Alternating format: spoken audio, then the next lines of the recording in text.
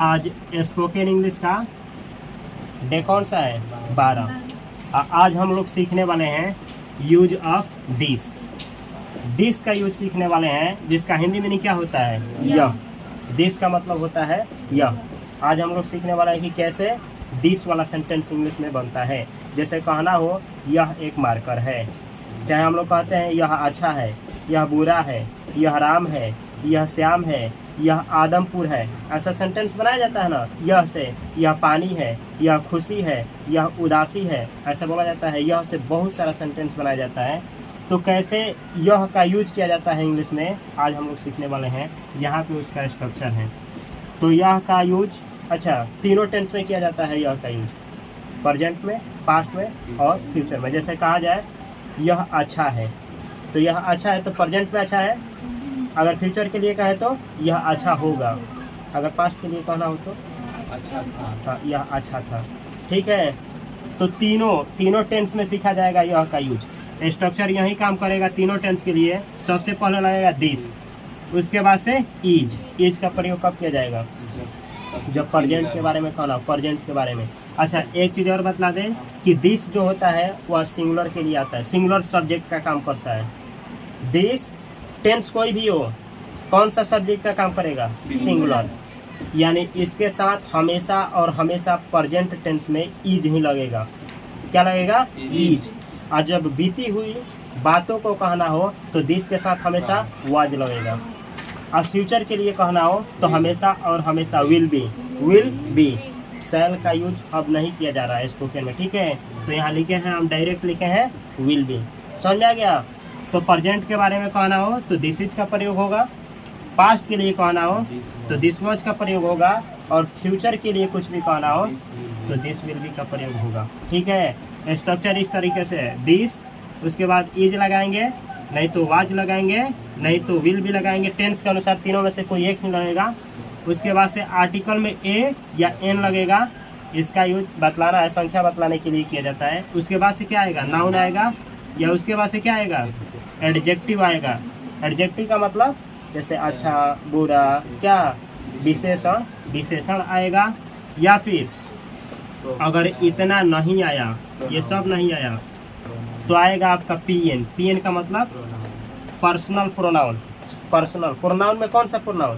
Personal, जो person के लिए यूज किया जाता है। जैसे राम, श्याम, कोई आदमी का नाम आएगा, किसी भी आदमी का नाम आएगा।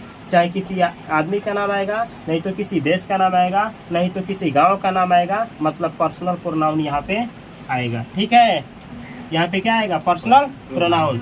या फिर यहाँ पे आएगा अनकाउंटेबल नाउन। अनकाउंटेबल नाउन जैसे पानी हो गया, क्या, जिसे हम लोग गिन नहीं सकते हैं। जैसे खुशी हो गया, गम हो गया, दर्द हो गया, ये सब क्या है? अनकाउंटेबल नाउन है। अगर इतना नहीं आता है तो इसके बाद यही आएगा। चलिए कुछ उदाहरण लेकर के देखा जाए। अगर केवल इतना कहना हो यह है, क्या है? यह है, तो इंग्लिश में बोला जाएगा दिस इज। दिस मतलब यह, है का अंग्रेजी होता है इज। ये कौन सा टेंस है? अगर हम आप लोगों से पूछे कि किस टेंस को शो किया जा रहा है, तो प्रेजेंट का। तो प्रेजेंट का शो किया जाएगा तो दिस के साथ हमेशा क्या लाएगा? इज। दिस हमेशा सिंगुलर सब्जेक्ट का काम करता है। एक चीज़ के लिए दिस का यूज किया जाएगा। और वह चीज़ जिसे आप लोग टच करते हैं, जैसे यह एक मार्कर है कहना हो, क्या, यह एक मार्कर, तो हम अंग्रेजी में कैसे बोलेंगे? This is a marker. यह एक मार्कर है। अच्छा, यह है तो हम बोलेंगे दिस इज। अगर कहना हो यही सेंटेंस पास्ट के लिए, यह था, तो अंग्रेजी क्या होगा? This was. दिस मतलब यह, वाज यानी था। अंग्रेजी क्या हुआ? यह था। ऐसे ही कहना हो यह होगा, तो अंग्रेजी क्या होगा? This will be. This will be. This will be का मतलब हुआ यह होगा। कुछ बड़ा सा सेंटेंस देखा जाए। यह एक अच्छा विचार है। जैसे कहना हो कि यह एक क्या है? अच्छा विचार है।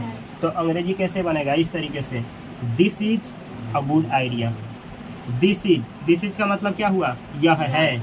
केवल इतने का हिंदी होता है यह है। और यानी एक, गुड यानी अच्छा, आइडिया यानी विचार। तो इस सेंटेंस का हिंदी हुआ यह है एक अच्छा विचार।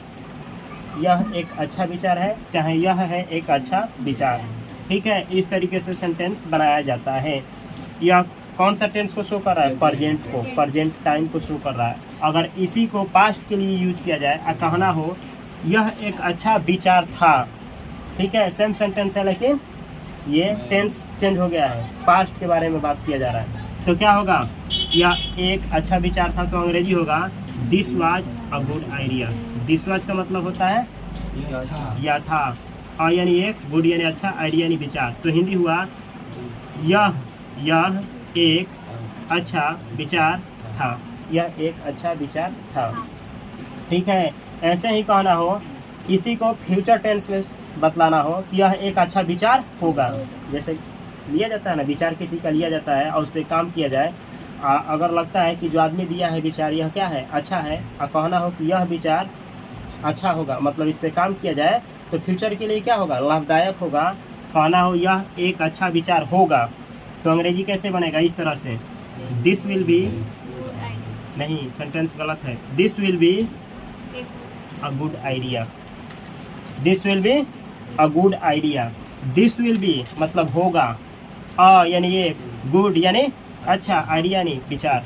कभी भी हमेशा याद रखना है, कोई धरती का कोई भी सेंटेंस हो, अगर लास्ट में नाउन आया है तो नाउन के पहले क्या होगा? एडजेक्टिव। एडजेक्टिव के पहले कभी भी क्या होगा? आर्टिकल। अगर यहाँ वाला नाउन सिंगुलर है, सिंगुलर, तो आर्टिकल ए एन जरूर लगेगा, जरूर। जैसे आइडिया क्या है? एक आइडिया की बात हुई है, एक सिंगुलर आइडिया की, तो यहाँ आर्टिकल ए आएगा। अगर यहाँ आइडियाज होता तो यहाँ विल भी होता, लेकिन दिस नहीं होता। क्यों?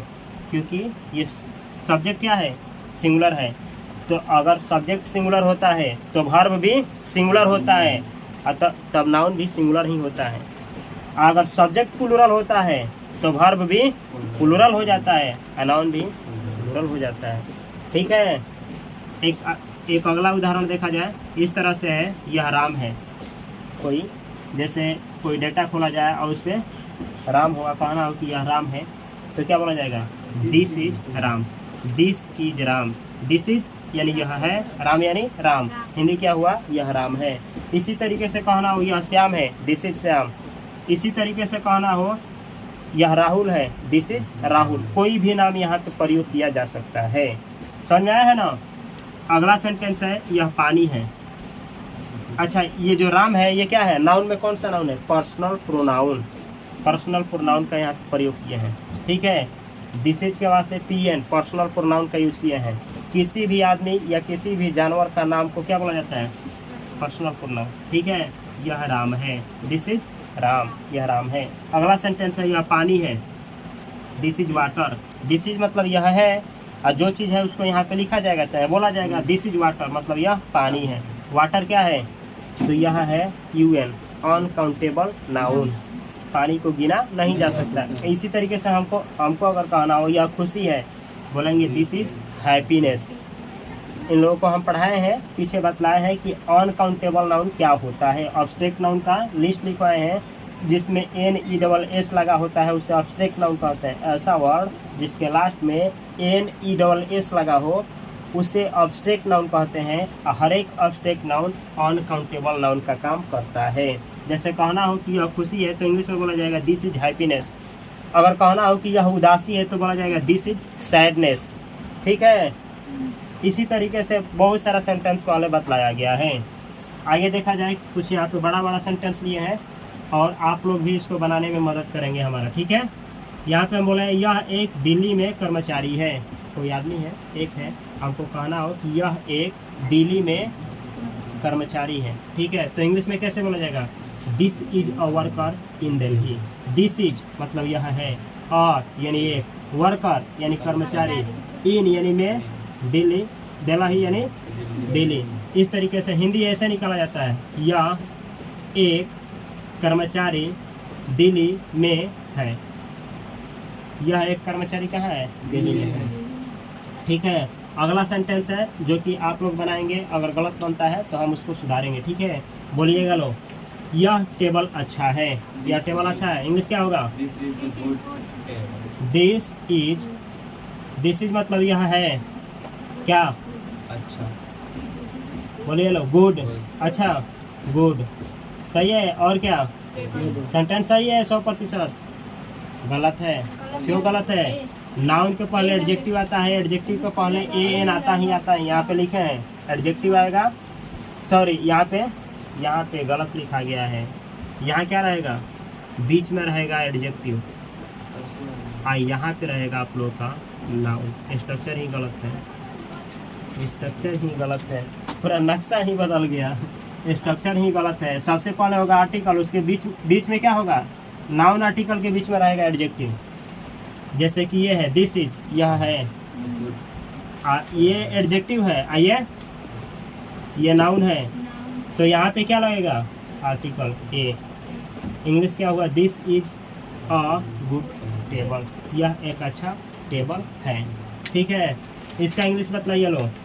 यह खतरनाक होगा। क्या होगा अंग्रेजी? पहले यह होगा, पहले इतने का यह होगा, अंग्रेजी क्या होगा? यह होगा का अंग्रेजी क्या होगा? दिस विल बी, यह होगा, क्या होगा? तो डेंजरस होगा, डेंजरस, DANGEROUS,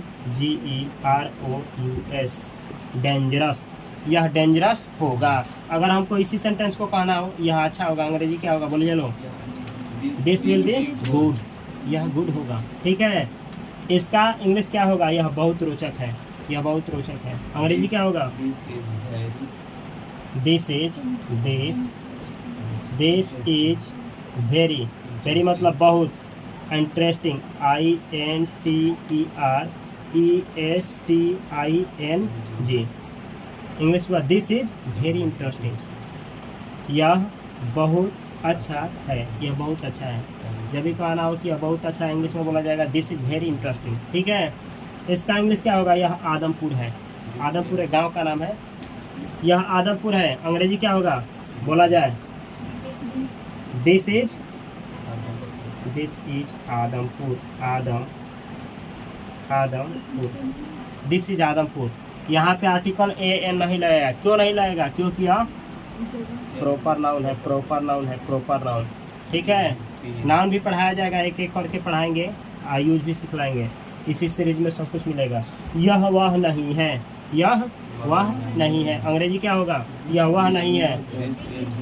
पहले बनाएंगे यह नहीं है, यह नहीं है, तो इंग्लिश ऐसे होगा दिस इज मतलब नॉट, यह नहीं है। अब वह का अंग्रेजी क्या होता है? दैट, तो ऐसे हुआ that, this is not that, इसका मतलब हुआ यह वह नहीं है। ठीक है, अच्छा यहाँ नोट लगाए हैं तो एक सवाल उठना चाहिए कि सेंटेंस में निगेटिव सेंटेंस अगर बनाना हो तो इस स्ट्रक्चर में नोट कहाँ लगेगा? तो 3 नंबर पे। कितना नंबर पे? 3, दिस, और उसके बाद से इसमें से कोई एक लगेगा दूसरा नंबर, और उसके बाद तीसरे नंबर पे क्या लगेगा? नॉट। जैसे यहाँ गिनिए लो 1 2 3। ठीक है, कभी भी कोई सेंटेंस हो, चाहे टेंस वाला हो चाहे कोई भी टेंस हो, इंट्रोगेटिव को छोड़ करके कभी भी सेंटेंस बनाया जाता है तो 3 नंबर पे नोट का प्रयोग किया जाता है। कभी भी इंट्रोगेटिव को छोड़ करके कभी भी नोट लगाना हो तो 3 नंबर पे किसका प्रयोग किया जाएगा? नोट का प्रयोग किया जाएगा। धरती का कोई भी सेंटेंस हो, चाहे पैसिव वॉइस हो, कुछ भी हो, नरेट्स, आप चाहे नरेशन पढ़िए, जीरन पढ़िए, कुछ भी पढ़िए, 3 नंबर पे नोट लगाना है। कब? जब सेंटेंस इंट्रोगेटिव ना हो तब। ठीक है, और 3 नंबर पे भी हम लगा करके सिखाएंगे, वो भी सेंटेंस सही होता है। 3 नंबर सबसे बेस्ट है लगाने का। आगे देखिए लो, यह लाल नहीं है, यह लाल नहीं है, अंग्रेजी क्या होगा? तो अंग्रेजी होगा दिस इज, निगेटिव सेंटेंस है तो 3 नंबर पे क्या लगाएंगे? नॉट। और लाल का अंग्रेजी क्या होता है? रेड। तो अंग्रेजी हुआ दिस इज नॉट रेड, यह लाल नहीं है। जैसे इसको बोलना हो यह लाल नहीं है, अंग्रेजी बोलेंगे दिस इज नॉट रेड। अगर हमको कहना हो यह उजला है, अंग्रेजी क्या होगा? दिस इज वाइट, यह उजला है। ठीक है, अंग्रेजी आगे इसका बोलिए लो, यह मेरा विचार है, यह मेरा विचार है, अंग्रेजी क्या होगा? बोला जाए दिस इज। दिस इज का मतलब हुआ, दिस इज का मतलब हुआ यह है। अब मेरा विचार का अंग्रेजी क्या होगा? My idea, my idea. Idea के जगह पे आप लिख सकते हैं थॉट, THOUGHT। थॉट के जगह पे आप लिख सकते हैं ओपिनियन, ओपिनियन। ओपिनियन का मतलब क्या होता है? राय, कोई विचार। This is my thought, this is my opinion, this is my idea. इसका मतलब हुआ यह मेरा विचार है। कुछ सेंटेंस हम बोलेंगे, आप लोग उसको इंग्लिश में ट्रांसलेट करेंगे, ठीक है? यह कलम है, दिस इज अ पेन, ठीक है? यह पेन नहीं है, मतलब यह कलम नहीं है। This is not a pen, यह कलम था। This was a pen. This was a pen, यह कलम नहीं था। This was not a pen. This was not a pen, ठीक है? यह कलम नहीं होगा, चाहे यह एक कलम नहीं होगा। Not a pen. This, Will be हाँ, अब 3 नंबर पे हम बोले हैं ना, तो यहाँ पे नोट लगेगा, विल के बीच में ऐसे होगा, this will not the be a pen. 3 number पे अब ये 2 अलग अलग का काम करेगा। नॉट इसके बीच में लगेगा, विल और बी के बीच में नॉट यूज होगा। समझ में आया है? कोई भी अभी याद रखिएगा लोग, कोई भी टेंस पढ़ना हो, अगर उसमें शैल बी और विल बी आया है तो शैल बी और विल बी के दोनों के बीच में नॉट लगेगा। चाहे ये स्ट्रक्चर हो, चाहे कोई भी स्ट्रक्चर हो, चाहे कोई भी टेंस हो, चाहे कोई भी जिरांड हो, कुछ भी होगा तो हमेशा शैल बी और विल बी के बीच में ही नोट का प्रयोग किया जाता है। याद रहेगा ना हमेशा। समझ में आया है? इसमें से कुछ भी समझ में नहीं आया है तो आप लोग पूछ सकते हैं। पूरा समझ में आया है?